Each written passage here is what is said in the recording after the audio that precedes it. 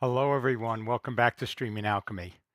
I'm John Mahoney, and on today's show, I want to give you some of my observations and experiences from the last few days that I got to spend at NAB out in Las Vegas. And it was definitely an interesting and transitional show.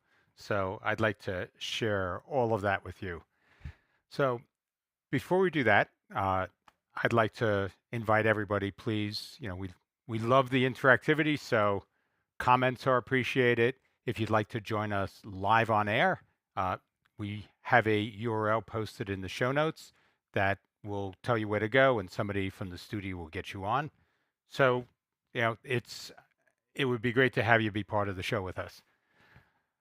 So, very interesting last few days out at NAB, and I apologize if I seem comatose at any moments during the show. I flew in a red eye yesterday, so there may be some mental gaps here, but I'll try to do a good job at covering everything that I saw out there that I think you'd be interested in. So we have a few comments, so let me just jump over to that to thank everybody that's been waiting. So let's see. So I have Rudy, I think, jumped on, and he said that it seemed like a quiet NAB. So Rudy, thanks for joining. And yes, I'll talk a bit about that because it was definitely a different NAB than we've seen before, but this may end up being a good thing. So we also have John has joined us, John Lind. So John, thank you very much. I appreciate you, coming on and being part of the show here. So especially for commenting. Thank you. All right, so talking about what I saw there, I think the first and best place to start is around the overall sort of vibe of the show, what I saw going on in aggregate. And I think this show in particular was far more about people in this industry reconnecting than it was about new product intros. Now there were plenty of new products out there to be seen, and some of them, with slight variants of old products, but gussied up for the NAB show. But foundationally, this was a show where people who might not have seen each other for over 2 years got back together and started to reconnect around everything that's gone on for them over the past 2 years. And that in many ways is good because the social dimension to the show is what really makes it work as a show. And it's good to see that there was a lot of emphasis on that this year. And a lot of the meetings that I had were also sort of around that. And in aggregate, a good show that way. But it was quieter. I mean, Rudy had a very good way of phrasing it. It was a quiet NAB, but that doesn't mean there wasn't a lot of activity. I think there were fewer booths, so clearly it was a smaller footprint that the show was happening in, but that tended to give a little more space around each of the booths. It made conversations easier because it wasn't as loud inside the hall. Certainly, the center hall was fairly loud, but the north hall and the west hall, which was a new hall they opened for this show, were both very quiet spaces that you could have these in-depth conversations, and that was really a good thing. The other piece to all this is that there was definitely a shift in emphasis back to very practical tool sets. And you could see that as an undercurrent. And a lot of it was driven by what's gone on over the past 2 years and what people were expecting. But there was definitely also some hype around those types of tools. And I'll talk a bit about that, but it's unfortunate that people whose products don't necessarily fit that conversation were trying to find ways to sort of rebrand and jump in there and say that. But it's understandable. I mean, a lot of this is driven by marketing, and that's what marketing says to do. Those are the key words you have to hit. So let me jump in and talk a bit about some of the technologies that I saw. And the first one that I want to talk about is virtual sets. Now, sophisticated virtual sets have been a part of all of these shows, but I believe that with the virtualization of events and where you have this separation between audiences and presenters that's grown over this past 2 years, that virtual sets have become a more significant tool in the kit of things that people use to do productions. So if I switch over, I want to show a few things. Let me see what I have going out. That's not what I want to show. So not sure what's going on, but that's not the right image. Give me a second here. I may have something misset up here. Let me check my outputs. Yeah, so let me just make sure that what I have going out here is, this may be my fault, so I apologize, everyone. Let's see if this is our virtual set now that getting over there. So let's switch back and see if I fixed it or not. Yes, there we go. Okay, that was my fault, everyone. So I apologize for that. So what we saw first and foremost was a lot of very large LED screen based backdrops, where in the past the emphasis was more on green screens and keying and that technology. Clearly this is a technology that's matured over the last several years, and on one hand it's simply the screen technology has become better and more affordable, so higher higher pixel density, and more affordable infrastructure costs for this. But I think the other piece is the software is starting to catch up with all this, and the ability to do more interesting things in the software is definitely there. So let me just give you an example here. So in this video, this is from Brainstorm, you'll notice that as the camera moves, the images on the screen are adapting. So you're getting some of what would traditionally be called sort of like this parallax effect, where you have different layers that are in a virtual set moving at different rates. So as you have a camera sort of move in, perpendicular to a screen, you end up where you say the image on the screen moves at one speed and the camera moves at another, and that creates that sense of depth. So even though that person in the video was standing close to the screen, you can create by that motion, by that difference in motion between the foreground and the background, a greater sense of depth. And so that's the part, and that's all software driven. So as that camera moves, there's tracking that's going on, and that tracking is translating into what gets shown on the screen and how, in the parallel movement to that, how that is actually taking place. So very interesting technology, and definitely something that creates a much higher level of realism. So there were a lot of that. I mean, zero density was there, brainstorm was there, Xsymmetry was there, and many others. I mean, I'm not going to go through the enumerative list. Xsymmetry is probably the most cost affordable for most of us if we wanted to integrate that. But that technology was really very present in the show today, this past week. So the other thing is, let's see, is the cloud. And the cloud was everywhere, but the cloud is a lot of different things to a lot of different people. So for some, the cloud was, I basically have a internet-based file space to store stuff in. So that's, and there was a fair share of that, which to me isn't really cloud. That's just the disk drive somewhere else.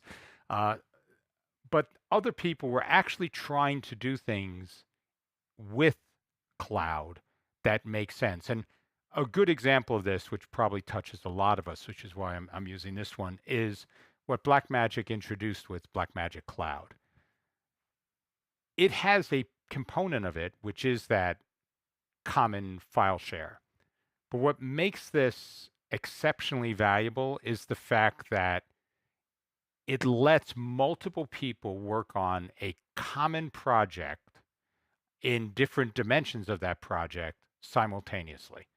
And it works with things that are live. So you can actually be taking files and sending them during an event and having edits done and posted to social media, things like that. But this also means that you can have a colorist working at the same time as an audio person while the editor is going to and assembling clips. So having that space, and they also provide collaboration tools around that. So I can share what I'm doing with another person and make direct comments, both people looking at that same screen at the same time. So this is a much more direct way of having that remote integration with multiple parties working than a lot of the other things that I saw. And I think it's really great because the Blackmagic philosophy around all this, how they're doing it, it's sort of a $5 a month, I believe, fee to have Blackmagic Cloud, but you never lose your assets. You can download them all, and you just don't get the distributed piece. So sort of unlike Creative Suite, where if you stop paying, you can't really access anything you've edited. This is, fully baked into the model. You don't have to worry. You get to keep everything you've been working. You just work with it locally. And I definitely like their whole approach there. So before I jump into the next piece of this, I want to just catch up on any comments. So I have JP today. JP, thank you. It is good to be back. And so it was a fun show, though. So thank you for joining us here.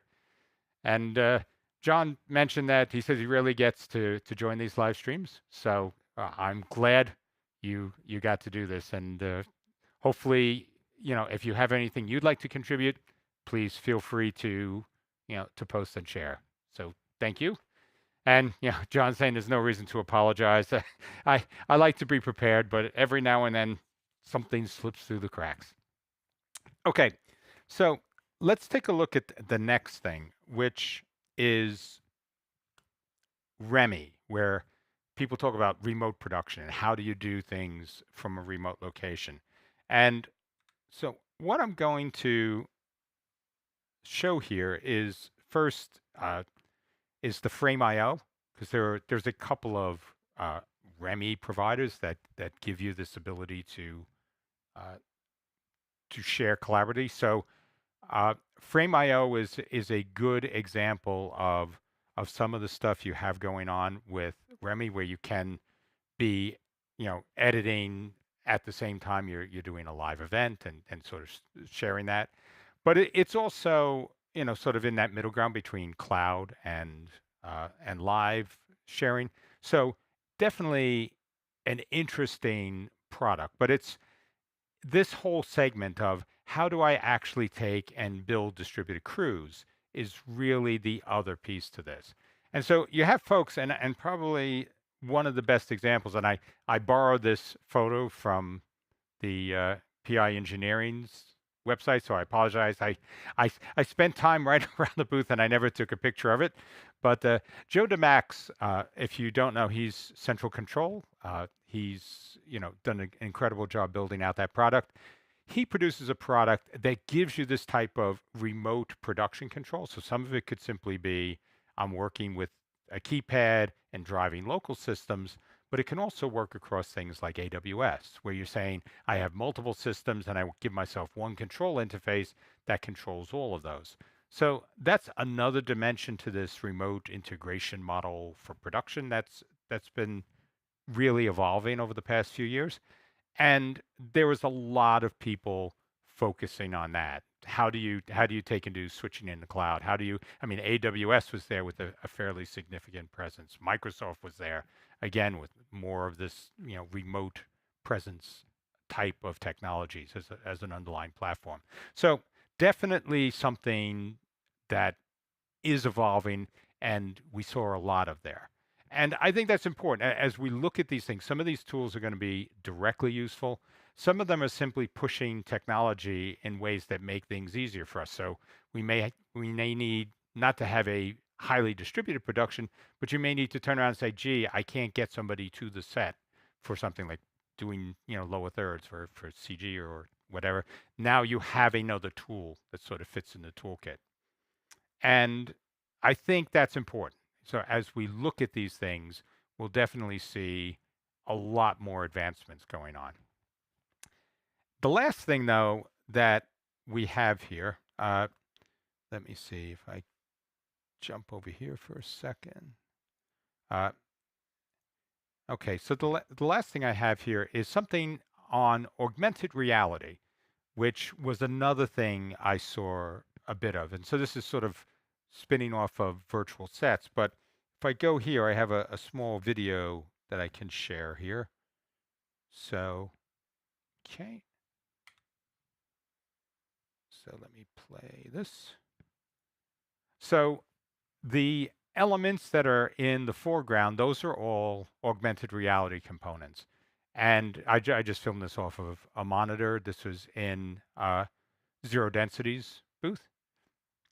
But this is definitely something where I can see lots of use cases for this, where you have elements in foreground and background that you can have people walk behind or walk in front of, and it tracks all of that. So this is something as a tool, it broadens that palette. So now you have like the set and the components. You have the ability to have multiple people controlling that from remote locations, and now you also have a much stronger set of tools for presenting information within that virtual space. So a good combination, but definitely this is the influence of the last couple of years, really bringing these technologies that were there before more into the forefront, and a lot more people working with that. So the next thing that I'd like to jump in around is Well, actually, let me one more point because it sort of influences all of these things. One of the other pieces that is underlying a lot of this technology is advances in AI. And while there are some people that sort of poo-poo it, AI is definitely becoming a more important component of the way productions are made. And I had the chance to talk to some people that are doing a lot of sports work, and they actually gave me their direct experience with AI tools for doing things like camera tracking, where you can have sports where cameras are just AI driven to follow shots. And they said they're not perfect. They're not as good as a well trained experienced camera operator, but they're really good and they're getting better. So, something to keep an eye on because I think a lot of what we see here is just going to keep getting smarter because of what we have the ability to do in these platforms. And if you want a good example, look at DaVinci Resolve 18. The things that are being done in that with just image analysis and the way it processes that, that isn't real time, but that's just a question of processing power. So if you think about it, we have the heuristics, we have the algorithms, we have the tech, we just need the performance. And so that's something that I think you're going to see a lot more of. So, definitely keep that in mind because that influences everything we're talking about in terms of trends and what's going to happen.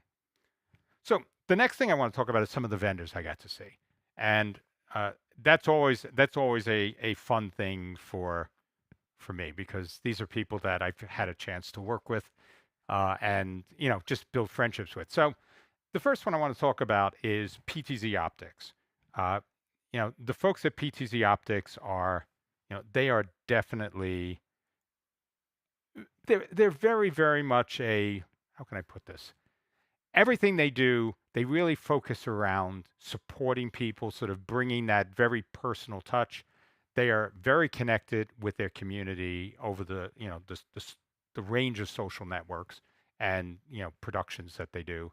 So I think if I looked at them, they probably of the vendors there are one of the best vendors for community outreach and sort of connecting with their clients and customers. And they were all there, and it was good to see them.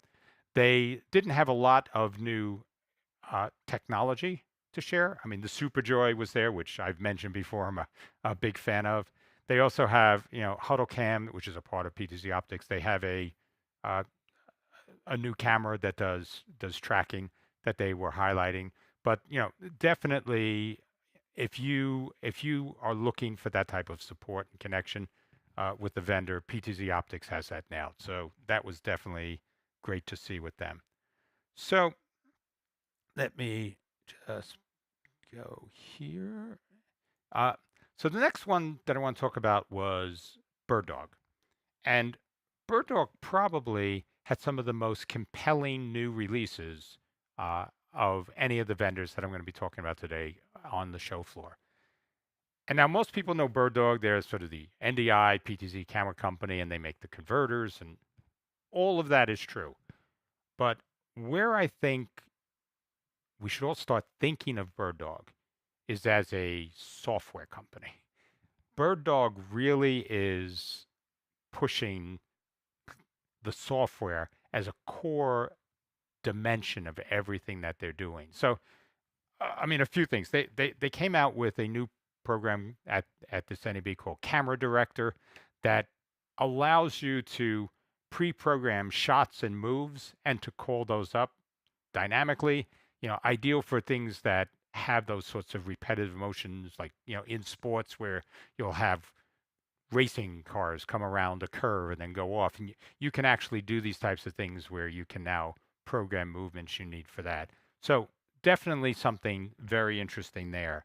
They introduced Central, which is the second version of this, but that's really a hub to do all the switching. So basically, like it's an NDI switcher equivalent to the SDI hubs that you see, the SDI switchers that you see out in the field. So it's definitely interesting there. They've updated UIs. They add video scopes to their cameras. They added something very interesting. They added something called 3D, which if you haven't heard of it, it's an open standard for working with what we talked about in the last thing with these virtual sets. It lets you know where their cameras pan, tilt, and zoom are, as a numeric value that's updated dynamically. And that can be used to drive like, Unreal Engine or other things to move and correspond with that accordingly. So if you think about the traditional virtual set, if you zoomed in, you wouldn't be able to, your green screen behind you wouldn't be zooming in. So you see this sort of weird image where the person looks like they just grew as opposed to having that I got closer to the individual. This would let you deal with that, where you could actually change the size of the image on your green screen at the same time you were zooming in physically with the camera. So things like that. Uh, and the other thing that was out before, but we'll actually be doing a show on this, is uh, they released a program called Dino, which is an NDI network analysis tool. Definitely something worth looking at, and we will cover that here on the show. But I saw what they were doing and thought that was really forward-looking, across the board. Everything is about sort of the on-ramps and off-ramps to the IP production space. And I think they're going to be a very big player in that beyond where they're known for their camera and converter tech. So let's see. The next one, this was probably the one that it was the most changed, sort of what I wasn't expected, and that's Vizrt. So if you remember a couple of years ago, Vizrt acquired NewTek, and we use NewTek here, so we're very familiar with that. So in the traditional NewTek booth at NAB, they would have all their gear and everything would be very hands-on, live demos of products throughout the booth, usually a stage with presentations. And this booth change was fairly significant because now under Vizrt, I think they have a broader range of products. And what they decided to do was have just a couple of meeting rooms where they could demo products for people, but they really consolidated things into a set of kiosks which they called the NDI pavilion. So vendors that were working with NDI-based products could present there.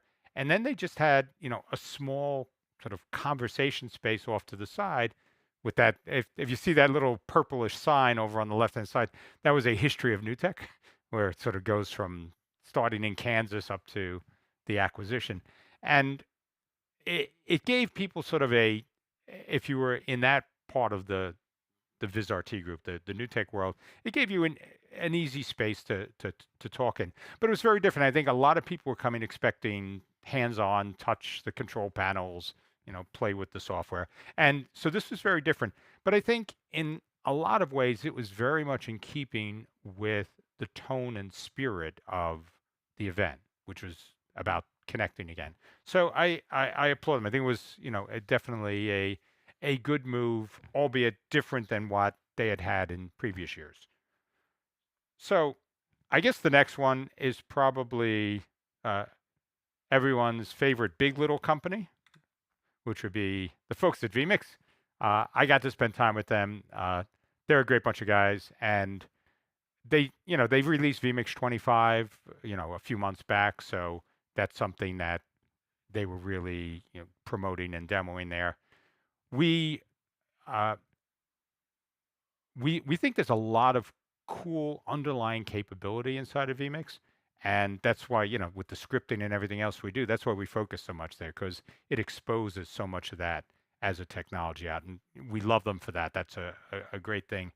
The other thing, if you're not using vMix 25, one of the best features of it is your ability now to save your session all bundled together. So when I load that on another system, I'm not hunting for assets where, this video is in a different place, or I don't have this on my machine. Now you can zip it all up and basically package it and move it any way you want. So if for no other reason, upgrade to vMix 25 for that. That's a great feature that they have there. And of course they have cool mouse pads. So I got I got my my refresh mouse pad for the next year. So that's a good thing as well. So they are the small big company, or the big small company, and everybody counts on their mouse pads year after year. So thanks guys for that. The next one is probably uh, this was YoloLive.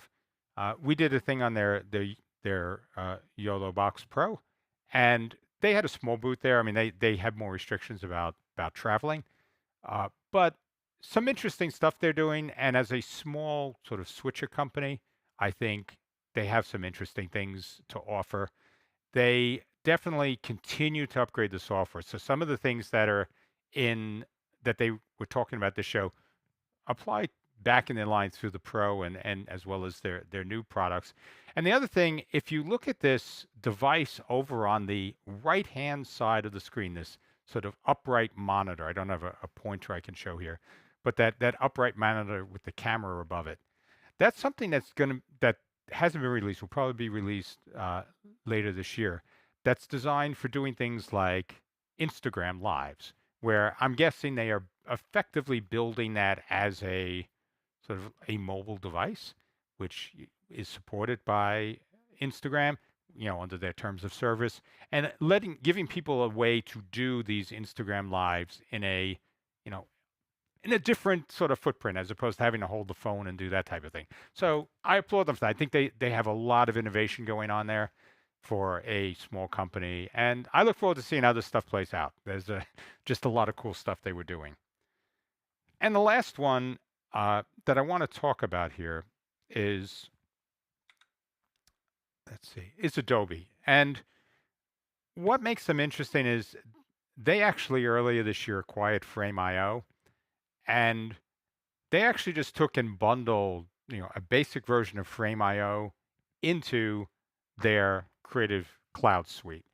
And that was good because this is sort of the first time from Adobe where I've seen a whole new product area get added into the Creative Cloud space while still maintaining, sort of that larger product space out there.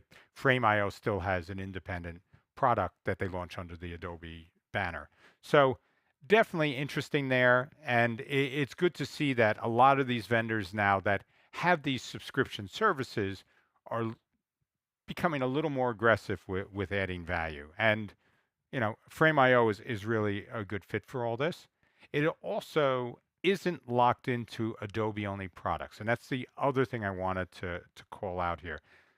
Frame.io does work across multiple editors, like DaVinci Resolve. So, you could look and say, that's not your classic Adobe where they had phenomenal integration between their products, but it wasn't always, a direct way to move between their products and outside products. This is excellent. And I think, this is a trend I expect to see continue.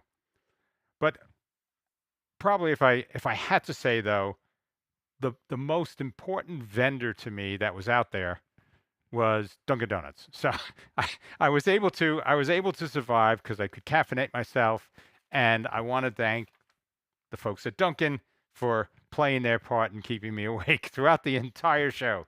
So that was a nod to them for that. So the next thing that was I had. Well, actually, let me go look at some of the comments we have. So John is saying, let's see, he says, I've been keeping busy as my day job enterprise, but my work responsibilities have expanded as the in-house live producer for top management. So yeah, so I think, for a lot of us, the number of hats we wear has continued to increase. But so he's going on. He's talking a bit about he has a green screen studio in-house. And he says he'd love to enhance it with some visualization. So Unreal is definitely the leader in this space. So even some of the larger companies like Zero Density, I believe, uses Unreal as their underlying engine. And it's just, it's not something that's worth developing in-house, to be honest. So, this is the sort of thing where if I were to, recommend, I'd say definitely look at that. That will work with, green screen technology. So you can do that without investing in an LCD screen. It works with LCD technology, so you have places to grow from that. But I think that's an important, point on there. you know, you go into a space, you now have the ability to really expand the possibilities of what you can deliver. And for all of us, it's about delivering value. If we can find ways to communicate the message that people want us to communicate in a more effective way, the technology is great, but it's really secondary. What we're doing is communicating. We're engaging. People don't come to any of us because they want us to make a video. People are coming to us because they want to communicate a message to an audience. And the video is the channel they're choosing to do that. So every tool we can bring to help with that communication is going to be great. So thank you, John. That's a good point. So JP is asking if I saw any low budget items there which rival the mainstream manufacturers. So, PTZ cams are he's saying are quite pricey. So I think PTZ cameras are actually a good space to talk about because I think they are pricey on one dimension. So you have that sort of very high end. I'm looking at the Sonys, the Panys, those where you're spending $10,000 a camera. Canon's also sort of moved in right below that, sort of like that $8,000 space in there. So yes, that piece is very expensive. Then you're probably in the space, with the the Bolin Bird Dog, which is sort of running that gamut from you know 2,000 to 7,000. Then there's sort of a space that sort of sits below that price point where you are, the PTZ optics and part of the Bird Dog line, where they introduce like the P 110 and 120, and the P 100. So that piece of their camera line. So those ones are going to run in the you know $1,200 to $2,500 range, sort of sit in that space. And then there are a lot of sort of the import manufacturer cameras that sit below that space. All of these things, you do have trade-offs. Some things to consider when you're thinking of the price of cameras with all of this is the consistency of image. So what you will probably find with some of the lower tier, uh, especially like in the import space, with those vendors is that the sensors are not going to be consistent across the same camera model. The image you'll get out of those could be different. Their sensitivity to light, the color rendering. There's no sort of color science that gets baked into that, and because of that, you may find that you are paying less but buying into a lot of frustrations. Uh, One of the reasons where I said I think that the PTZ optics with their connection with the community, what makes that so valuable is you have a lot of people that aren't experienced in the production space that buy a PTZ optics camera and then get that sort of support and their ongoing education and training and social media presence. So that's a big help for people in that space. But they also run up to higher end cameras, and I know they are innovating in that space through this year as well. So I think there are a lot of good choices.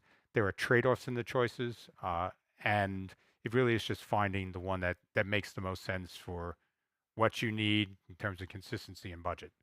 So, so John's also asking, Blackmagic came out with the Mini, and that made switching more affordable. Yeah, I think everything that you're looking at in this space, like Blackmagic has been incredibly aggressive with sort of bringing price points down.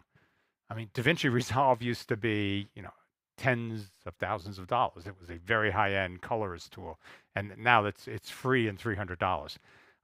The Blackmagic A10 Minis and that whole line has really moved from the $500 to $1,500 switcher space and really made a big impact there. So yeah, I think there's definitely a lot of movement to bringing that technology down. But these are very difficult marketing decisions for these firms. I mean, there are a lot of people that are sitting there saying, I have this product here that is a cash cow, it's throwing off a lot of cash. I have high-end market. And how do I segment my products in ways that sort of protect that? So this one doesn't creep into my higher end one and steal business from me. That's a tough marketing, dilemma for a lot of people. And so I appreciate that the pathways you see with a lot of vendors isn't always clear. That said, I think I have a saying. It's like, if you're in a company, there's going to be, if you're successful, there's going to be a line of people outside your door looking to replace you. And your job is to make sure you're at the front of that line. Because ultimately, if you don't come out with something better for your clients, somebody else will. And you have to be willing to accept, where the market prices that value that you bring. But that is something I think Blackmagic has done a phenomenal job, around that. Uh, let's see. So uh, Aziz is asking, is there's anything new about NDI or from vMix? So Aziz, there wasn't anything really. I mean, vMix came out with vMix 25, and that's was what they spent most of the time showing.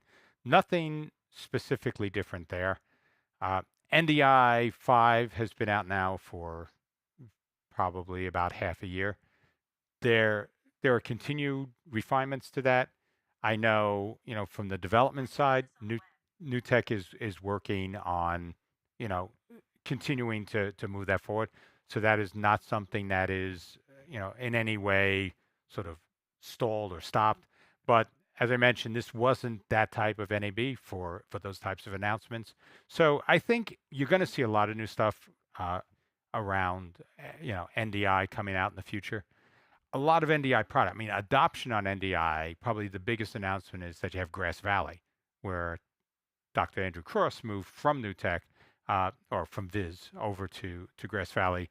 They're adopting that. And I think since they have such a visible prestige space in the industry, that could have some really powerful ripple through impacts to other vendors and how we see NDI mature in the space. So that's one I say definitely keep an eye on. So let's see. I want to make sure I'm covering anything. Uh, so let's see. John said the primary reason why we are now as a supermarket chain, we have a studio.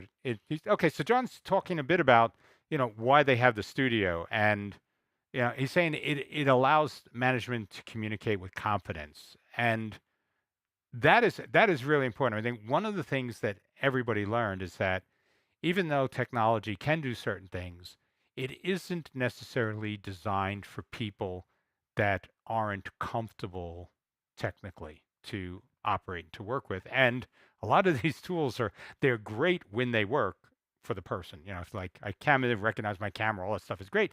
But if something doesn't go right, your ability to manage that, to change cameras, to change audio devices, to get in and make adjustments without having to talk a person through sort of the Windows command line interface or something like that to do things is really important. So, John, that's a very good point. That not having to worry about the tech and still communicate a message is key, and that's internal as well as sort of external. We always think of live streaming sort of as from the bigger production side, the event side to it. But there's a huge streaming market on the internal corporate communication side. So that's something I think John rightly points out is really important for people. How do you make that as accessible to your audience? I mean, if people can't connect and participate, you won't have the ability to effectively communicate. So both of those things are an important piece. So let me see here. Uh, so I so okay, I'm just trying to see. Okay, so I missed one here. So Jeff Fitzgerald, Jeff, how are you? He says, are there 3D engines? Let me see. I'm just scrolled off the screen here. Hold on a second. Are there 3D engines with Unreal for green screen design that are affordable? So yes, probably the one that I saw out there that is the best fit in the affordability space is a company called Aximetry. They have a whole suite that runs from $600 up to $2,500, $3,000, And it, a lot of it is based on what you can do, what type of hardware it will run on, but it's driven mainly from sort of CUDA processing. You need NVIDIA hardware in your box to do that. But yeah, so that's probably, the only one that I saw that's really targeted at, that first step in space. And that works fine with green screen and keying. I've seen videos that they had on that, and it definitely, produces a high quality image with a good camera. So definitely something for that. So let me see. I uh, so John Jinkwater says big gap between HDMI and still use cases. So I'm John. I'm not necessarily sure I understand what you're asking there, but uh, you know. Oh, sorry. Okay, between HDMI and SDI use cases. Somebody's telling me that was what was meant. So yeah. So if you're talking about HDMI and SDI, the biggest limitations for HDMI are that it doesn't have a solid connection, so it's not a locking connection, which in a production space is really desirable. It doesn't have the same distance, so you're probably talking, you know, definitely under 50 feet to move a signal with some serious cables, but it's probably less than that for most practical uses. But I think what's happening now is most people, because the camera technology is typically lower cost, you can use that in a converter. So a $60 converter and convert to SDI. So for a lot of people that would work. And if you have the converter, solidly attached to the camera, the HDMI cable is really just a small, you know, foot and a half coiled cable that you plug in and do something with. So that can make it work. There are a lot of things now that are also converting HDMI to fiber. And so you can do long runs and everything else, which give you sort of the similar benefits to the HDMI to SDI converters. Uh, Slightly more expense in terms of the fiber, but really long runs and other things you can do with that with no signal loss. So again, there is something in there that I think is definitely useful. SDI itself, I mean, this is the one of the other things is sort of the space you saw out there pretty clearly is the people that are sort of very much married to still SDI versus those that are very quick to sort of jump into the IP based protocols, SMPTE 2110 and NDI and other, less standardized ones that are out there. And it has to deal with when I plug in an SDI cable, it works. I don't uh, I don't have to worry about my network and all the other things that go around that. So I think the gaps that we're going to see, I mean, the HDMI to SDI gap is solvable with converters. The SDI to IP gap, that's still probably the bigger gap that we're going to have to cross as an industry. And it's not that there's anything wrong with SDI. So I don't want to imply that there's somehow that's a worse format. It's a super high quality format, and it's all digital as well. It simply doesn't have the IP framing around it, but you're still just moving bits. So you get all that, and the simplicity of it is definitely there. Where SDI comes up short is on the distribution end. If I want to send a single SDI signal to multiple endpoints, I have to do that on an external device. There's sort of an SDI switcher, and I use that and I take one input and I route it to multiple outputs, things like that. So you can do it. As you start to do things where you want to go to remote locations with it, a little more complex, a lot more expensive.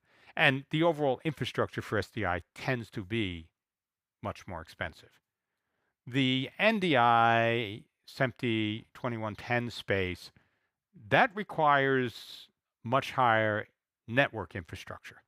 And a lot of the things you hear from people that are complaining that they can't get certain technologies to work, and like NDI doesn't show up and I don't get consistent, or my dropping frames. A lot of that has to deal with the IT side. It's not the protocol itself, it's that the network framework that's backing up that protocol uh, needs help and needs some sympathy in terms of how it needs to be set up, to be effective in a live production setting or a video production setting generally. So I think that's the other piece that, and that's probably the biggest gap in this space is going to be between how do we make IP-based video come into the same camp of simplicity as SDI video. And it's still there. Things like the Netgear 4250 and 4300 lines is designed to help with that. And I think we'll see more of that. But it's also, it isn't cheap to do either. And the investment that people make, I mean, you can't buy, you know, $50,000 of switcher and camera gear and put a $200 Netgear switch behind it and say that will work. Uh, you might, and it might work fine for 2 or 3 cameras, but ultimately you need to have managed switches with control, with the stuff configured correctly, and sort of take that as a baseline for what you need for a higher end production. So just a few points on that. So let's see. So okay, so there's a lot of comments here, so I just want to make sure I'm catching up with all this stuff. So John Lynn is saying they have 40,000 employees spread out over more than 1,200 locations. So live streaming is absolutely the way to communicate there. And I think the next big step is going to be not just live streaming, but how do you bring interactivity into that? And so, people, the ability to raise hands, ask questions, for you to, interact, share information, not just in a live stream, but maybe things that people would respond to. Do we want to talk about this? Do you like this? Polls, quizzes, those types of things. So I think there's a lot of stuff in there, but thank you for that. So Aziz is saying, which gigabit switch would you recommend for using PTZ cameras and NDI? So there are a couple of answers to that. So there are people that are using sort of Cisco switches and sort of the big infrastructure that really requires somebody who's very IT literate and Cisco literate, to get those set up correctly, but perfectly, top shelf implementation, infrastructure could be built using that. As I mentioned, the Netgear 4250, that's a great lineup for people in the NDI space. They do have, 1 gig, and that's gigabit, so everything is measured bits wise. So they have 1 gigabit switches, and some of them have like 10 gigabit uplinks. So that allows you to take cameras locally and still, back end them into some sort of 10 gigabit aggregation switch, which will give you, individual connections within 1 gig, but places where you could have big consolidation points like, a vMix station or TriCaster or whatever that you'd want on a 10 gig and be pulling in multiple signals around that. So those would be the two. I mean, so you have the 4200 line, and the 4300 does go into the 10 gig and has some of those same easy to do configurations. So in the Netgear switches, you can go in and say, I'm using Dante and I'm using NDI, and I want these 6 ports to be, this, network subnet virtualized network, and this to be another. So you can, all that stuff is sort of taken away and visualized for you, and that can make it really easy. But again, even below that, they have all of the technology, even in their non-AV switch lines to do all this. It's just you need somebody who knows how. So let's see. John is mentioned, he said, to be honest, as NDI grows, SDI will lose relevance. I think that's true, but like everything, I think NDI has to earn it, and NDI earns it in certain scenarios. But in terms of, if I'm going to a stadium and I'm rolling out cable and I'm doing all this stuff and I need to connect to cameras that are 300 feet away on a field, and I've got, SDI has a lot of advantages. I mean, I know if I can see to the other end of the cable, I can see that camera, and I'm not worried about some of the other things. So I do think that NDI ultimately, like IP-based technologies, ultimately will be the winners. But it is still something where, in the cases where SDI really shines, NDI and these other IP technologies are going to have to find a way to prove themselves and sort of jump into that space with that same simplicity, reliability that people in this live set it up, tear it down within 3 hours type of thing, that they have the ability to do that. But a good point. I think IP is here and it's not going away, and it is going to be how everything is done. It's all just bits now, pretty much, and that's just how you move them from one place to another. So let's see. Would you say this? So Aziz is asking, would you say that vMix is for pro streamers? Absolutely. I mean, I can tell you there are lots of people out there using vMix in the professional space, from media companies to event production companies, very high end. vMix is definitely a part of the mix, and it's not something that I think in the old broadcast space, there was a lot of, brand consciousness where you sort of sat back and said, I'm not going to use those consumer brands. They're not good enough for broadcast TV. And I think that's starting to go away. And you're going to find that any tool that does the job is a good tool. And these tools are so compelling because it isn't everything in production is a workflow, and there are lots of components that have to be joined in this.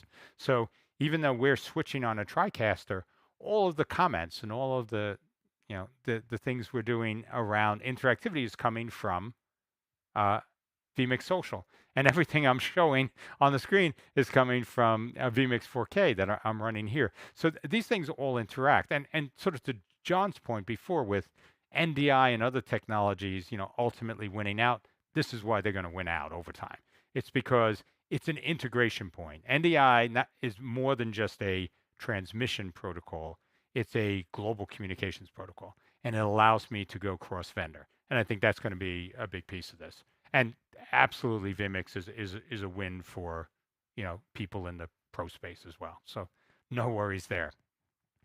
All right, so let me jump back. The next thing that I wanted to share with everybody was, uh, for those, I'm sure everybody knows Tom Sinclair. He is sort of universally known and loved in the industry. But so Tom has a meetup for his Streaming Idiots group that I was a part of when I was out there. And I just want to share a little bit about that because it was actually a lot of fun. So first, it was held at Podworks Studio. So a big shout out to Scott Whitney and the team at Podworks because they hosted the event and did the production and switching for live streaming it. So that was fantastic. It was really cool because we got to, in an informal setting, sort of off the show floor, we got to meet with a lot of people that are sort of in the smaller side of the production space. Some of them doing very ambitious things, but it was really a great mix of people at that show. Uh, I got to meet the largest live streamer from the Congo who just did an interview with their president and has hundreds of thousands of subscribers on YouTube. So, and they're looking and talking to you about some of the things they're doing and what they're trying. So you end up with this like eclectic mix of people and use cases. So that was a lot of fun. But let me switch over and say, so uh, this was Scott Whitney's Podworks studio. You can see Joe DeMax is there. That was, I got a ton to spend with him as well. But Todd's studio, Scott's studio has a video wall across the back end, and he was using that to bring in people remotely and to show the live stream. So really cool stuff that was going on at the studio. And it was a nice space because it was open enough to have conversations. Uh, the other piece was there. They had multiple vendors there as well, and there's a prize giveaway that they do for vendors contributed products, and then they drew names and gave it away. So we were there, and we gave away a 6-channel and a 12-channel license for live to air, and that was a lot of fun. We actually ended up giving one more away because one of the person who won the first one wasn't there, and so we sort of squared up with them after to make sure they got a copy too, when they so they wouldn't lose out because they weren't able to pick it up there. So, but that was a lot of fun, and I think that creates a bit of dynamic interest. Everybody is seeing other people's products, and that was great. But I mean the other piece to this is Tom Sinclair, who is just really a great aggregator of people in this community. And so that was a lot of fun. And I want to thank Tom for, what he does both at the macro level for the community, but also for hosting this event. It was a great time there. So sort of following from that, I actually got to do a lot of one-on-one meetings with people. And that's always good because especially after being away for 2 years, uh, it was good to have that time to reconnect in depth on some of the things. So I wanted to share some of this, and the first one I wanted to talk about is I got to meet somebody from the streaming alchemy community, Ken Benedict. So Ken was out there. I met him over at the PTZ Optics booth. And Ken was sharing some of the stuff that he's working on with sports production and some of the things that are frustrations for him, and some of the things that are working really well, some of the gear he's using. And I think you know Ken is a great example of why you want to be at these shows, because he was able to share with me things that you wouldn't normally share in a more formal setting, but that gets you thinking about how can you solve some of the challenges he has, some of the workflow bottlenecks that he is seeing, things that take longer.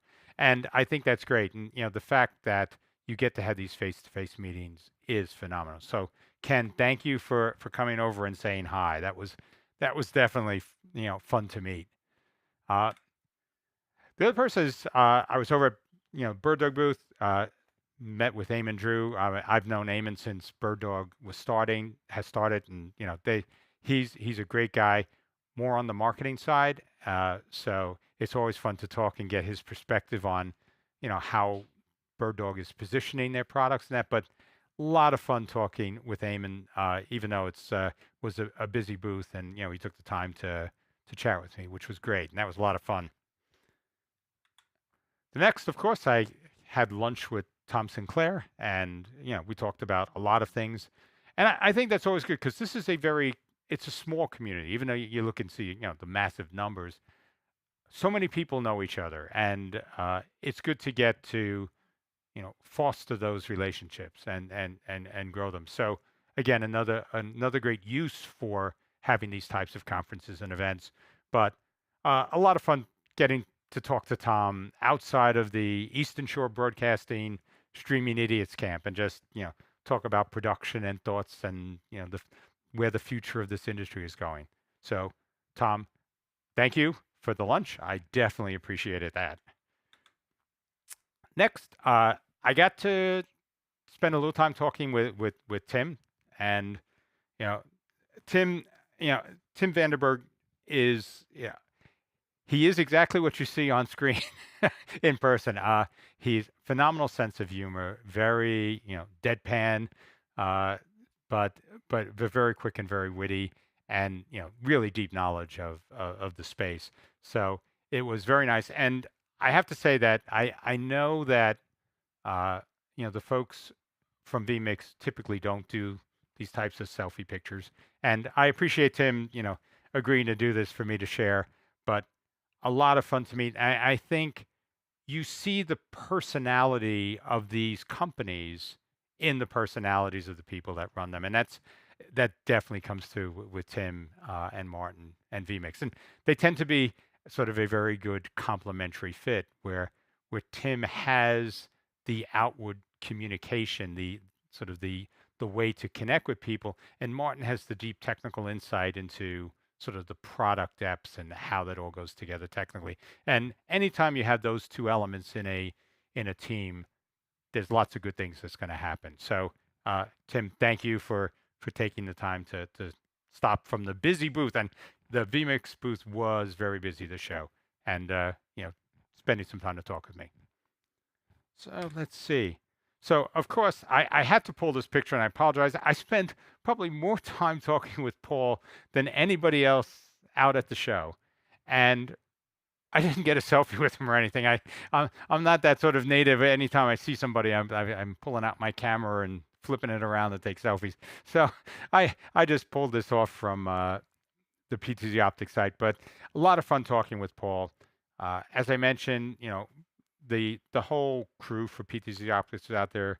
I got to meet with Paul, Tess, and Mike, and we spent time. I got to go to dinner with them on Sunday night, I believe, and great time to just kick back and talk shop with people, and also just to find out what's going on in their real lives too. So, Paul, thank you for making the time to talk. That was a lot of fun. And I also ran into Philip Nielsen. If you don't know Philip, he used to work at NewTek and was really their front person to the industry.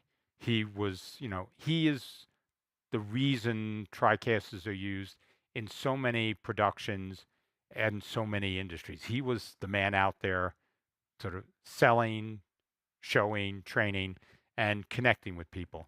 And he was actually, when neural net started and we were part of the first NDI rollout at NewTek, I got to spend time with Philip, and it was great. I mean, he was bringing a group around, sort of being a tour guide for NAB for people. But I just ran into him and got to say hi, catch up very quickly. He's incredibly busy. He's got a company called Nelco that does installations, and they went from doing some small things in the beginning to now some sort of stadium size installation. So he's done a great job and found a great slot. And it's a lot of fun. This is the sort of thing, even though you didn't have a planned meeting, just seeing him on the floor and getting to say hi was great. So Philip, thank you. And last, I just wanted to say, Ted Kazmierzak, he's a great guy. If you know Ted, he's from Tally Lights, and Tally Lights were recently purchased by PTZ Optics because Ted is looking to retire. But Ted was out there. I got to catch up. We had interviewed Ted and his son, I think it was Aaron, in our last season on Streaming Alchemy. So Ted has tons of industry knowledge, very much the I can fix this in hardware, which is great. There's a lot of that I really appreciate as much as the world is IP. Somebody sit there and go, "Yep, give me a soldering gun and I'm good to go." Ted is definitely that guy. And if you look around, even though you don't necessarily know it, Tally Lights are everywhere. Like large studios, small studios. I mean, if people aren't using these, you know, hundreds of millions of dollars of infrastructure in their media empires, they're probably using Ted's Tally Lights and the systems he has. So it definitely was good to see him, and I wish him all the best in terms of retiring. I just have a feeling now that retirement is not one of those things that is necessarily going to keep Ted from innovating and doing stuff. So a lot of fun seeing Ted. And if you don't know him, look him up. Tally Lights, definitely a product worth looking at. And then, of course, this is another one of these things where I had to pull a picture from Joe's own Facebook post. But Joe DeMax and I got to spend some time together. I've known Joe for long time. Since probably before he was old enough to drink. So it's definitely good seeing him. What he's done with Central Control is really impressive. We will be covering Central Control on a show this season as well, and definitely, if you haven't looked into it, check it out. Now, this is like not sponsored or anything. I just think it's a great tool. and Joe is continually looking at different things to add to it and to extend it with. So a lot of fun talking with Joe. These are all people, hopefully, I believe that covers the list here. So, yeah, so these are all people that, I met with lots of people out there, but I think these were folks that a lot of you may know, or if you don't, it would definitely be it'd be probably good to start to build a connection because they all have an impact with the community and are doing some clever and innovative things. So, and as I mentioned at the start of the show, this is really this was a show about reconnecting, and that's why I wanted to end with some of the people that I got to meet with because that to me, we've gone through multiple years of, sort of virtualized events and hybrid events. And I think this is one of the reasons why that in-person component, even in hybrid events, uh, is going to be here for a long time. It's just those connections that we get to make. So before we wrap up and go to the post-show hangout, let me see if there are any other questions or comments here. So John is mentioning, says IP and software defined solutions will absolutely be dominant in a few years. Yeah, I think, the life cycle for hardware is going to be shorter. I think what's going to lengthen that is that it's going to become more modular. So the fact that so much is done on GPUs, I think will contribute to the longevity, but you'll be swapping your GPUs a lot more frequently because a lot of high-end processing now is done on that.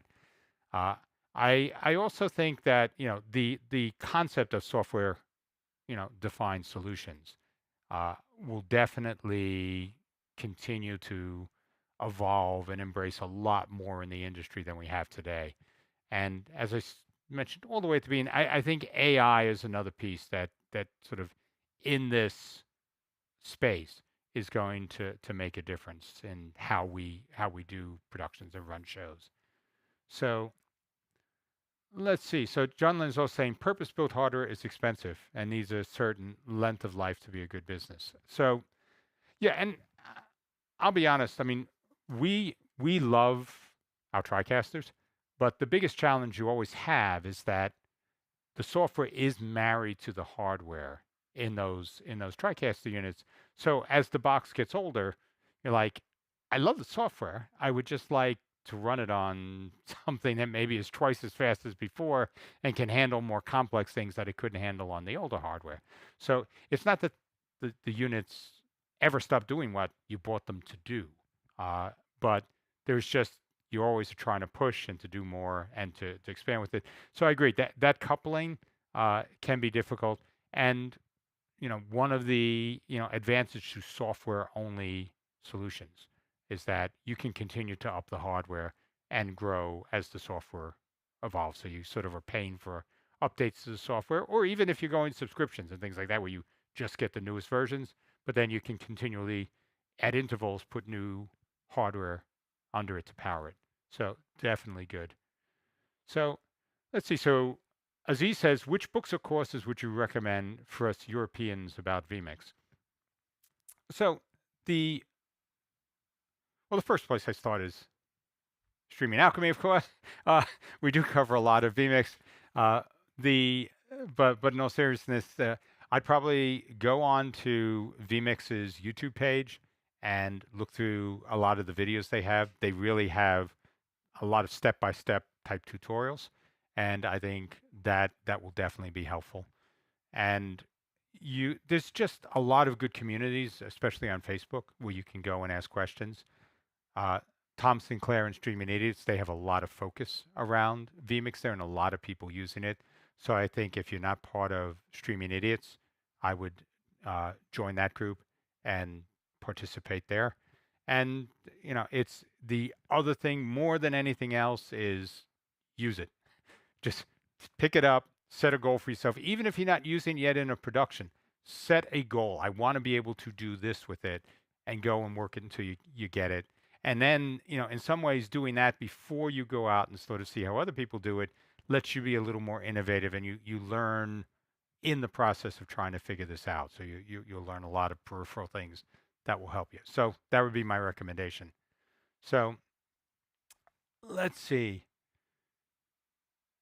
So I have Crown Point Video comes and says, "What do you think of holographic holopresence tech?" Okay. Yeah, I am not sure. I'll be honest with you. I think what probably part of what you get from holopresence is that sort of ability to sort of walk around and to see different things. I I don't think I think that adds a lot of visual interest, but I don't think that that would necessarily provide a significantly enhanced informational value over some of the existing technologies like, parallax, where, if I have something set up and tracking where the person moves and adjusting what they see based on that. Things like that, I definitely think could create a more realistic experience. But if I think of my own sort of face-to-face interactions, I'm never walking around people, you know. So you may get some things where you do cameras that can actually give slight changes in perspective, sort of in that 180-degree aspect of what you have, and but I don't think you're necessarily going to get a lot of additional benefit. I could be wrong. I mean, this isn't technology that's really mature enough for me to see where people are running with it, but could really be interesting in the future. Uh, but in terms of visual impact, man, that's great. Where it could also be great is sort of in events or other things where you're not having a one-to-one conversation, especially so if you're holographic and so on, but you may have that one-to-many community. Being at an event, giving a presentation, being at a concert, performing, things of that sort, where you turn around and say, I can have a very large audience and everybody can sort of see different perspectives.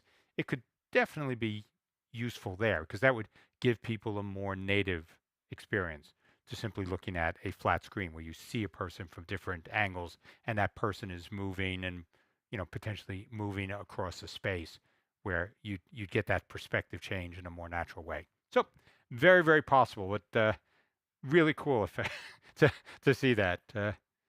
So let's see. So John Lynn is talking about some of the he's talking about purpose-built switchers. So he mentioned the TriCaster first and said that it's built from mainstream parts, so it's not really purpose-built. And I agree. I mean, the where it's purpose-built is there are custom firmware components in there. Sort of the programmable ASICs and stuff like that with where they've built in their own encoding, decode, routing logic, and all that. Uh, but that is to a certain extent more on the software, hardware enhanced software, like a bespoke GPU, more than a sort of custom system. So I agree with you there. But like most things, it's simply a highly tuned system for the purpose, which is what gives them the length of life they have. But the purpose built. I mean, the other point that John mentioned was about the ATEM switchers and saying that is a true purpose built switcher. And I agree. The ATEM line, uh, Blackmagic is very aggressive in this space, and well, they really haven't embraced the IP space, which I think is over time going to be uh, a weakness for them. What they are doing in the hardware switcher space is phenomenal. Uh, I mean, the ATEM switchers, they are selling control surfaces and like their constellation switches, stuff like that, for $20,000. You can put a sort of a massive four stripe with little monitors on it for different control functions, and have 48 4K inputs or 8K inputs. This is what Blackmagic has now at really attractive price points for the capability. And I think when you look at other just control surfaces, you're in that $20,000 camp for that, for those larger multi-stripe control surfaces. So Blackmagic is definitely gets it in terms of how do you bring higher end capabilities and technology into, I mean, $20,000 isn't a mass market space, but make it more affordable for producers that don't have the massive budgets of the broadcasters and the large corporate production shops. So, that definitely, I agree with you, John. That very good stuff there. Yeah, John Simon, thank you. It's like I faded on the brain. John Simon mentioned the Stream Geeks. Absolutely, Paul Richards has a series of books, uh, and definitely jump onto those. I don't know how much sometimes they had sometimes free if you download it on Kindle or whatever, but definitely good for that. And there's also a lot of the stuff that Stream Geeks did. They have a lot of things specifically on vMix as well. So yes, please definitely check those out as well. So, uh, John, thank you for pointing that out. That was really remiss. So, anyway, we've sort of done it already in the last the last bit of the show. But why don't we transition over now to the post show hangout? A little more casual. Uh, if anybody wants to call in, we can chat one on one or talk a bit, and I'll also talk a little bit about some of the questions that people had. They've asked me on Facebook. So why don't we do that now? If I don't see you in the post show, I will see you next week. So thanks for joining. See you in a few.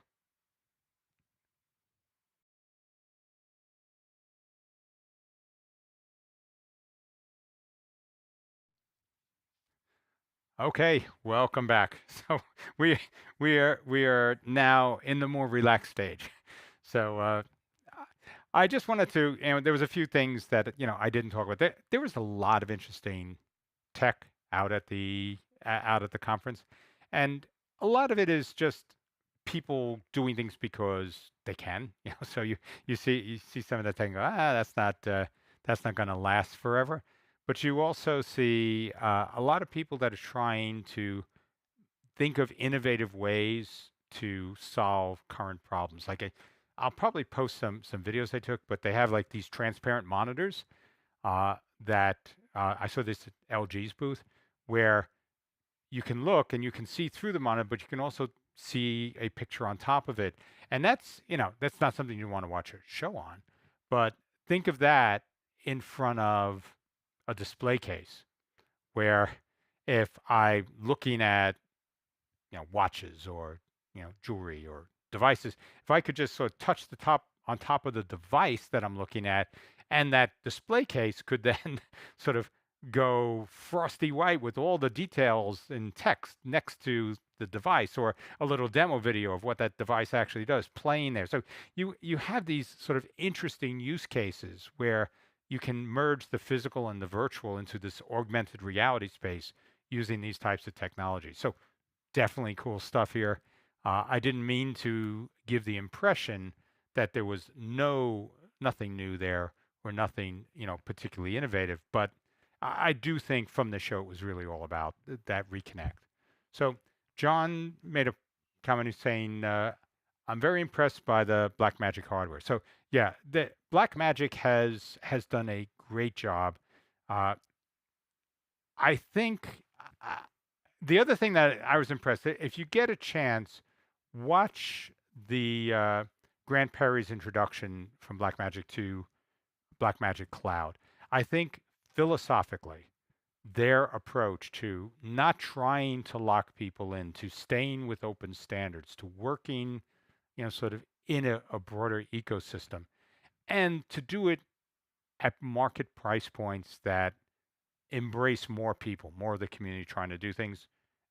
It really impressed me, and he made the point, talked about their company culture, and having lock-in subscriptions that would make people's assets disappear if they stopped paying. He made a big point that how strongly he felt that wasn't part of the Blackmagic culture. So not only are Blackmagic doing cool things on the hardware side, but I also think as they start to do more on the software side, they're approaching it from a culture that I think is in line with what most of us would feel very comfortable with. When I need that added value, I'm happy to pay for it. But when I don't feel like I'm going to lose all my past work if I don't pay my monthly vig there and make sure I have it. So, but a good point. I it was good to they were one of the few companies with the full size booth, just like any other NAB that we've been at, and they were showing everything there. So it was good to get to see the the things they're releasing so up close and personal. So there were a few things that people asked me about in the while I was out there on Facebook to go and check, and I just want to share what I saw with that because one of one of the things that people were talking about was Frame.io versus Adobe C. So that's CI, not SE, CI. So both of those are sort of remote production collaboration tools where you can bring media assets in, build workflows, pipelines around that for approval, for editing, for processing. So that's, and the two are sort of in a competing space. But I got to spend time with folks on both the Adobe and the Sony booth to talk in a little more detail. So what it appears from my conversations is that Frame.io is really much more focused on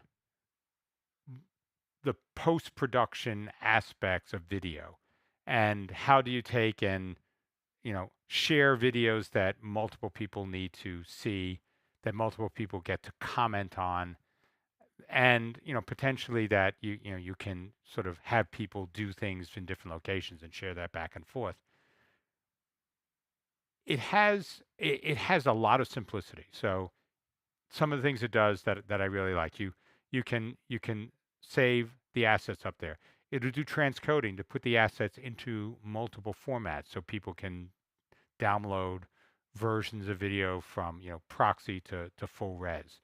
Uh, it gives you the ability to do comments in the video. So when I put a video up there, if I'm at a certain point in the timeline, so I not just comment on the video, but if I'm at a certain point in the timeline, I can comment at that point.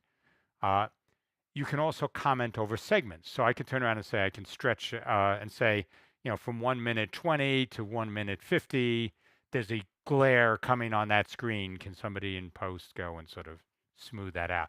So you can do that sort of thing and mark those segments.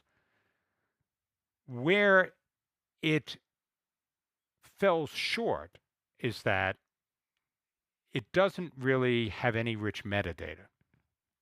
So it isn't easy to do things like, mark up the names of people that are appearing in a shot or, other sort of details about the content itself, like, what camera lens and, focal length were used at different points in the video and sort of make those that add that metadata to it. So you don't have any of that. So if it isn't directly available in the clip or in comments that people edit, you didn't get to share that. So I think in terms of distributed production workflows, it's that's a real deficit. And the other thing is, even though you can use it in live, like you can save out clips and share them and have people work on them, and it isn't really developed around a live stream. So, so this is probably a good transition. Where Sony with Sony C talked about differentiating themselves was really around that live space. You have the ability to stream a live video to somebody remotely and dynamically comment and mark up things as you're watching that video and to interact with the person on the other end. So it really is a two-way communication channel. And this is sort of what Blackmagic did with Blackmagic Cloud, where you can get on with your colorist and go through something. You can do that in Sony C, but do that live. And think that's really a very strong differentiator. The other thing is Sony has more metadata that you can use inside this framework, the C framework, than you'll probably ever use. But they also sort of, that's their start point, and they sort of take it from there. So it's clearly segmented. I mean, Frame.io is really at a different space in the market from Sony C. Sony has things that they do people recognition and in their software. And it doesn't just have to be like you can turn around and say, I have these people from different shots and I know I use the same person. They do things where they know celebrities. So you can come in and say, I'm getting clips from these movies and I can tell you which actors are in the clips because they'll automatically detect that and do tagging around that type of stuff. So very, very cool things there. Uh, they have watermarking and signatures so that you can watermark the videos and even watermark if you're distributing videos to multiple people in an approval style process. You can watermark them individually. So if a video that you don't want to get out ever got out, you can track back where it came from. You also have the ability to say you can only look at things online. You can only look at them. I don't remember whether Frame.io had that as well, but so a big difference though in sort of the flexibility of the process. And the other thing, they do have fully baked workflow processes that you can set up where these are everybody that need to see and at what steps they need to see. So much more around sort of larger enterprises, larger productions. Whereas I think Frame.io is really solving the core problems that smaller producers are dealing with when working with clients. So pricing reflects those differences. I mean, the basic Frame.io is included with Creative Cloud, and I don't remember the exact pricing, but it's much more within the sub three figures sort of space. Whereas the Sony C, they have $1 million contracts for certain things, and that is definitely. Oh, is my video frozen here? Okay. Oh, so I definitely I definitely see what they're doing as being pretty interesting, but for a very different market. And I think that's something we need to you need to look at. If I'm a large company and I can spend 500,000 and have everybody in my media and communications markets be there, you'd end up with something that is definitely a great solution. But if you're a smaller producer, I think Frame.io is an excellent product and delivers excellent value. And they also seem to be they're moving. They want to do things. So something we can definitely work with. So that was the one thing. The other thing people asked, and I just want to make sure I cover everything here. Let's see, is Adobe Substance. So that was another interesting product, and I got to look at Substance. It is a pretty solid uh, 3D modeling program. I don't think it gives you quite the same flexibility that you would get in sort of your classic light waves or any of the other 3D Max or any of those products. But I do think that it gives you uh, a solid base to build 3D models, objects, 3D navigation into your workflows and end products. From a production point of view, yeah, it could be used because I think John Drinkwater was mentioning it could be used for virtual sets, and so you could build those types of things. You could do sort of product models where you turn around and sort of I want to integrate things and show how, sort of like these how-to types of videos. Uh, so I think excellent for that. I haven't spent real time with it, but it is part of and that's part of Creative Cloud, but it's in that same camp where you can, I think it's like $50 a month. You can get the full suite of tools inside of it, and that can get you started. And I think they have a 30-day free trial. But the quality of what came out of that actually looked very good. So that was something else. I mean, when I looked at the models and the surfacing and the depth simulation they gave for that, it was definitely something I would say is worth paying attention to. I don't, like I said, I haven't used it, but definitely worth paying attention. Uh, and the last thing, people were asking me about the availability of Bird Dog's new products. So the Play, I think Jeff Fitzgerald was asking about the Play.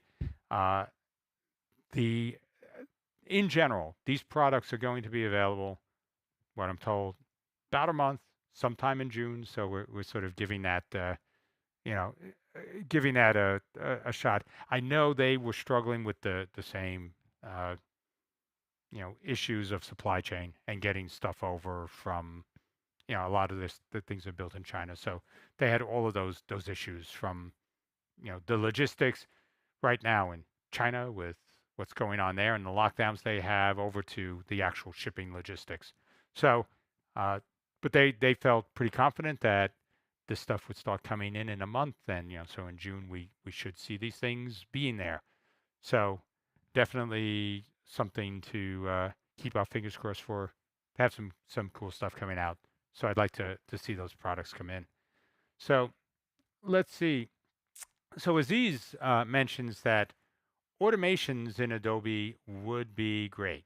So yes, uh, anything that we could do to add automation, I think is pretty cool for any product line. Uh, there are certain things you can do. I mean, there's certain sort of macro-esque types of things, but I would not mind what they typically would call orchestration. At least in the old days, where I could actually go and say, I want to do this sort of process inside of Premiere, and then I'd like to move this into After Effects and add this and do this and put, you know, an intro and outro bumpers on this video, and then I want to go and post it up to a common drive or Frame.io for people to actually take and work with for on my social media team. So I could see tons of things that Adobe could do with automation that would be a lot of fun. And Aziz, I think you also mentioned that you can ask for new features using Frame.io. Yeah, I know from talking with the people representing Frame.io in the Adobe booth that they are working on sort of coming up with more of these things that we mentioned that I mentioned that C has. And so what was good is the person I talked to actually came from Frame.io prior to the Adobe acquisition. So this wasn't somebody who sort of got the cheat sheet. Say, here's how we talk about Frame.io.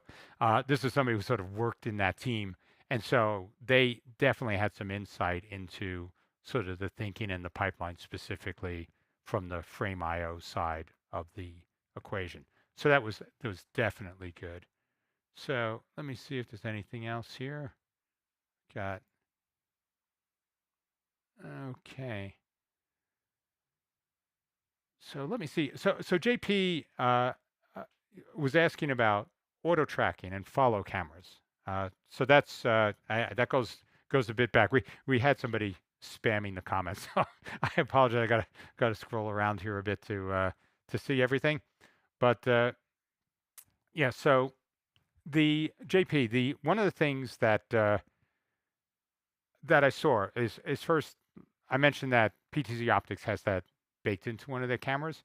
One of the other things that I know BirdDog just added to their cam control, I believe is the name of the software product, is that it has that baked in as well. So if you cameras going through cam control external from the camera, they will do that type of tracking. And I mean, I've played a bit with, on the PTZ optics side. I haven't yet played with the parts from BirdDog yet, but these things are surprisingly good. Once you dial them in and you sort of, with all these solutions, you have to be sympathetic to their strengths and weaknesses. Do they need light? Do they, what's the right framing? But once you sort of understand that and dial them in, they tend to work really, really well, especially for things that are sort of like the lecturer walking back and forth, for those types of, teaching situations or, religious services where you'll have a pastor or preacher or minister of some type, walking around uh, in front of a congregation. Works very, very well for those types of things. And in almost all these things, and this is my personal opinion, they work great in combination with somebody that's actively doing live camera work. So it gives you this ability to say, I have a general cutaway shot that I could go to that will always sort of frame the person or the subject that might be moving. But then that gives me a chance to take another PTZ camera and sort of zoom in to get more expressive frames, something where I'm, capturing facial expressions, eye movements, other things that could actually help communicate in a production. So something that I think is definitely coming. Built into cameras, outside of cameras, I think that will be something that you'll definitely see coming here. So let me see what else? Let me sort of jump back and see if there's anything new. Okay.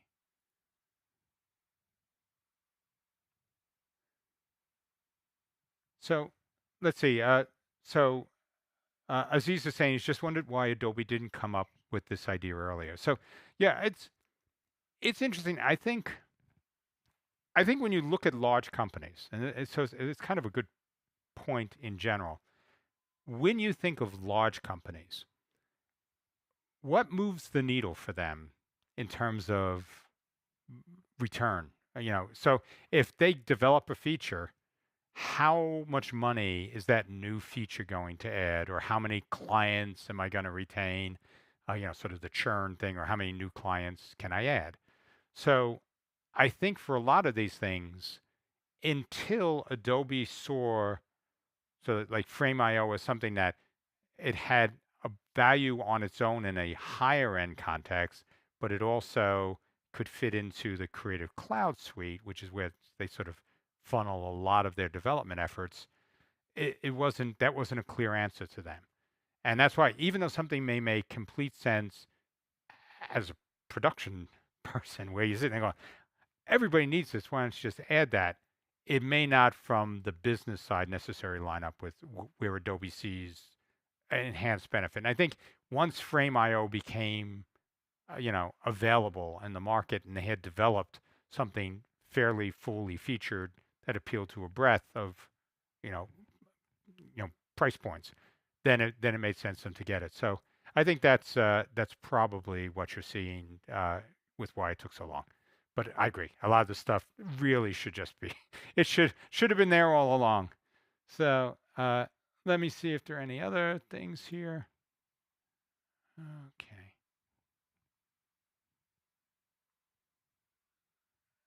I scrolling through the spam. So hold on a second.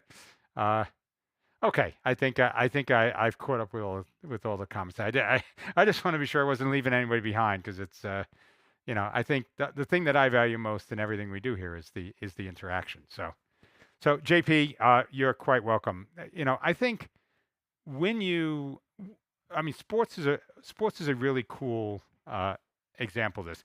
There are higher end systems that actually do specific sports camera work uh, on an automated basis, but they are definitely much higher end and sort of AI based. So I think the key thing in sports is that you are always anticipating where something's going when you do tracking. So unlike lecture, where you sort of want to keep the person pretty centered and so when they move around, you're capturing that. In sports, you're always sort of leading in the direction of action. So if somebody is sort of going out for a pass, the direction of action is sort of they're moving, the ball's coming in. So as a uh, camera operator, when you see that, you're like, I need to leave enough space for the ball to come in and to see that, but I also need to leave enough space because they're heading toward the end zone and I want to capture that. So that's sort of the intelligence behind what the camera operator does. Whereas in soccer, once somebody has the ball and is moving downfield, you really want to push them to the side and sort of move where the direction of the ball is. So you're creating that sense of motion that way, because a lot of that framing goes into how we perceive the action on a field. And so that's the other piece to this, where simple tracking might not work well for some certain sports, whereas having that for lectures could be great. But there are tracking solutions. I'm sorry, I don't have any by off the top of my head, but there are folks like Jeff Kelty who does a lot of sports production. He's mentioned things in posts he's done online for different solutions they're using for camera automation, PTZ control, and the like. So you may want to look him up and see if he has something to add to that. So let's see, Josh. Make sure the reference isn't bad. I'm guessing sometimes the cameras go after the wrong thing. Oh, yep. So, uh, yeah.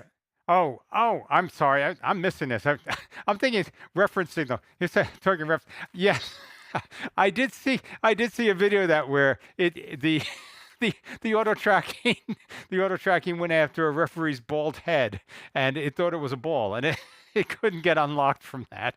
So yes, that is that is kind of an embarrassing thing. So I think everybody that has developed technology has their bald-headed ref moment and translated to whatever their specific product does. But yeah, I'm sorry.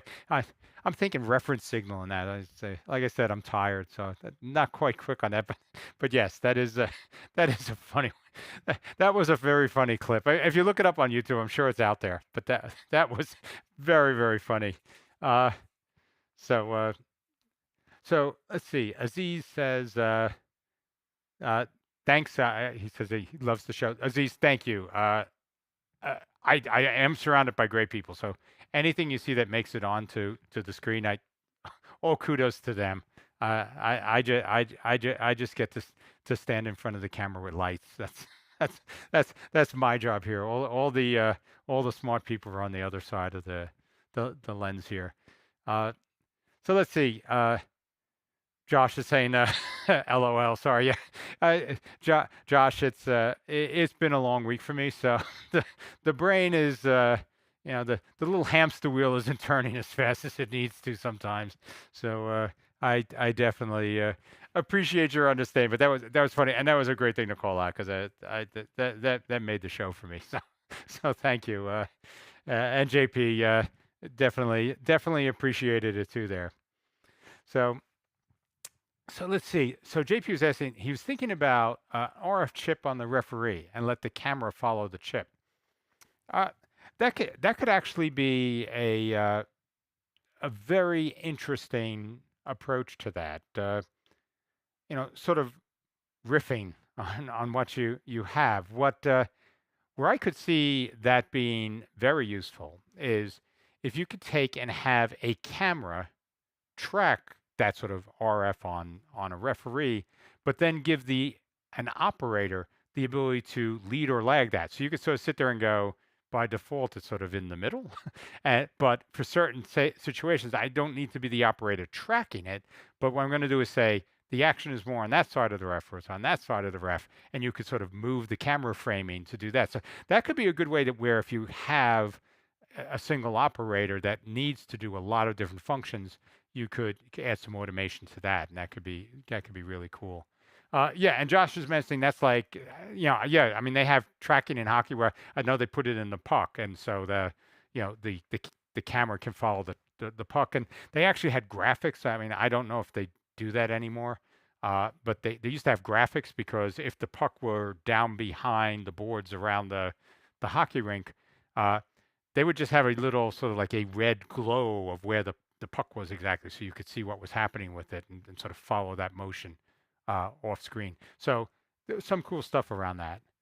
So let's see, we have Otis Granville. So Otis, well, hello from New Jersey. So we definitely are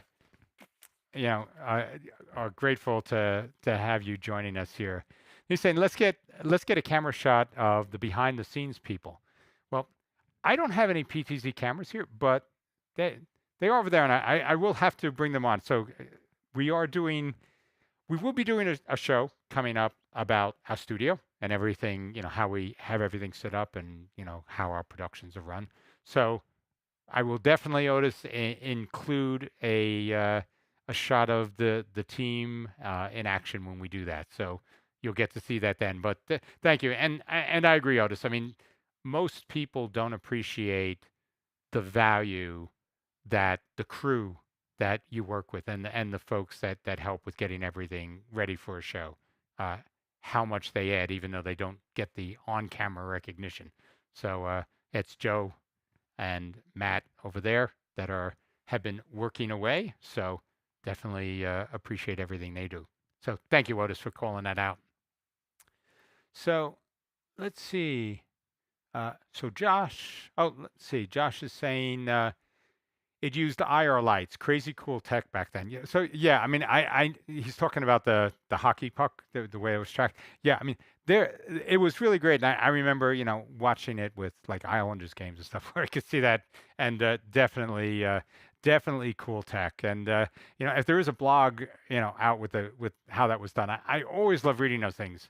Uh, and this is a cool thing. Even when it's old technology, what you get insight to with these things is thought process. How did somebody go about thinking about solving a problem? And I think in the video production space, that's what most of us end up doing. We're given a challenge and say, these are the tools, these are the requirements. How do we do this? And so it's always great when you have that. I mean, one of the things I know I've mentioned on the show before is that scene from Apollo 13 where they walk in and everything's in trouble and they dump the components that they have up in the capsule, and they go to guys and say, build something to fix this. This is what you got to work with. And that's kind of what we do. We have a set of tools, and no matter what comes up in a production, it's like, okay, dump this out on a table, and how do I connect this up to make something work? And that's a lot of this stuff. A lot of the cool tech we see is just that. Somebody sitting there going, this is what I got. This is what they want me to do. I'll figure something out. And very cool point on that. So let's see. JP is saying, can have multiple chips and have cameras follow various plays. Yeah, I think that's going to happen. I think the RF elements that are in here are going to, become cheaper, more accurate, and easier to track. And we're going to get a lot more of that. I also think that, to be honest, AI is going to solve a lot of these things. Face recognition in AI is scarily good. So I mean, I'll leave it at that. But there's a lot more that people can detect on video than most of us take. So I think a combination of some of the hardware specific things and the software specific things will give us the ability to do a lot more on field tracking.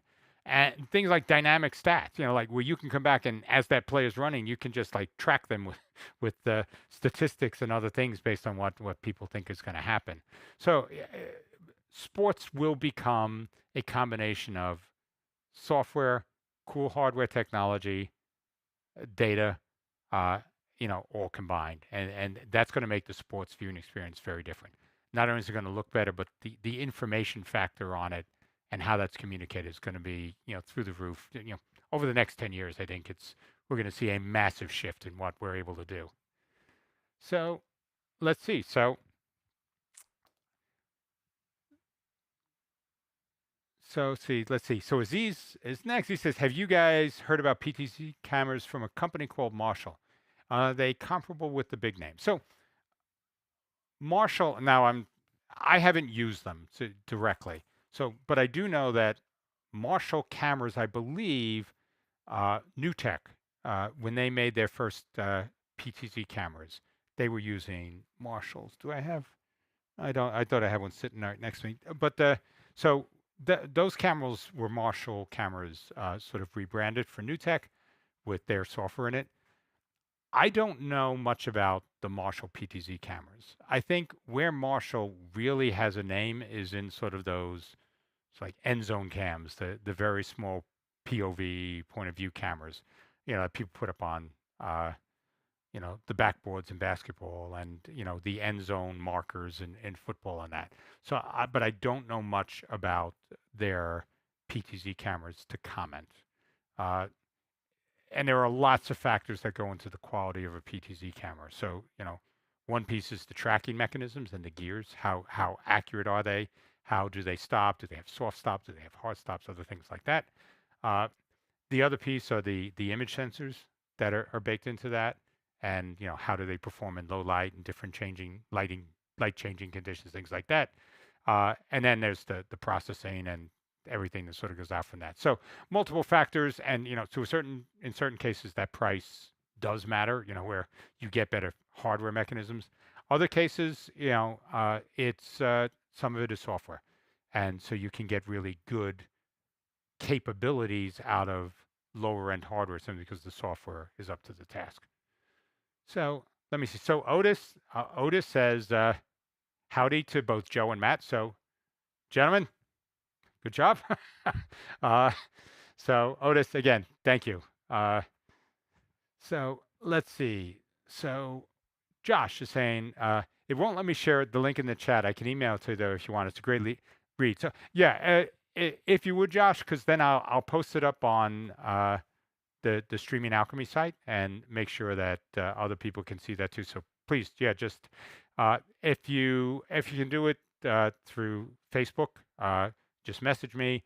Otherwise, you can send it to john@neural.com, and that will get to me that way, and I'll share it with everybody. So thank you for that. Let's see. JP is saying he's going to wait for Elon Musk to deliver AI cams for small producers. So, yeah, I mean, it's. I think it's going to be here sooner. Certainly, like everything, the big boys are going to get the best and greatest and everything with that. But I think this tech is going to be, sort of moving downstream into production, you know, framework for a lot of everyday people. And you already see it. I mean, camera tracking in general is an AI function. So the fact that it's baked into cameras and into software you can now use is, just very cool stuff. It'll be there for us. So so Josh is mentioning it has a weatherproof Marshall POV cam and very solid quality. Yeah, Josh, everything I've heard, we don't use them here. We don't, really do. This is what we do for production, which is here. But everybody that I've talked to on the sports side, those are the cameras they're using. They're rugged, reliable, and they are up to the task in a harsher environment for doing these types of things. So yeah, so Aziz is mentioning that Otis, I'm sorry, is mentioned to Aziz that the Marshall cameras are the same as Lumen and NewTek. So yeah, most banks use. So I think it's interesting, like Bird Dog, who their cameras are made by Bolin, I think is the name of the company. So if you are a company that is effectively a software company, it makes a lot of sense to partner with somebody that already has a solid product and add your software to that. And I think that's what most of these players that have the expertise in software are looking to do. And in fact, you even saw this with companies like Apple. I mean, it took them a long time to pull everything they do in house in. But a lot of what they were doing, they focused on the software side, and they would partner to get the additional hardware components they needed to build out systems. And I think that's really a smart thing for all of these players to do. Stick to the things that you can do really well, and then go out to the market to get things that other people do really well, and sort of bring those together. So yeah, Otis, very good point there, because it a lot of these things are just rebrands. Whereas people like Sony, Panasonic, Canon, they are building their cameras, like top to bottom, even like image sensors. But you'll find that camera manufacturers will still buy image sensors from Sony, even if they make everything else. So you do have, like, even in these bigger players, they know they're not image sensor folks, so they'll buy that, but they'll do the rest of the processing. So very true that a lot of these things are rebrands, but the software piece is the unique secret sauce they bring. So that's definitely cool. All right, so are there any other questions? I definitely want to make sure we cover things here, but I also respect your time, and I know we've probably been going on almost 2 hours, so a pretty long show for us. So this is great that everybody's engaged, but I want to make sure that I respect everybody's time as well. So All right, I'll give you a few minutes if you have any other questions to get them in because I know the comments lag here. So first thing I wanted to say, and I don't know whether it's happening now, is that on our last show we had issues with getting comments in from Facebook. I do not know why, but we probably had 4 or 5 comments, and we only saw one of them coming from Facebook.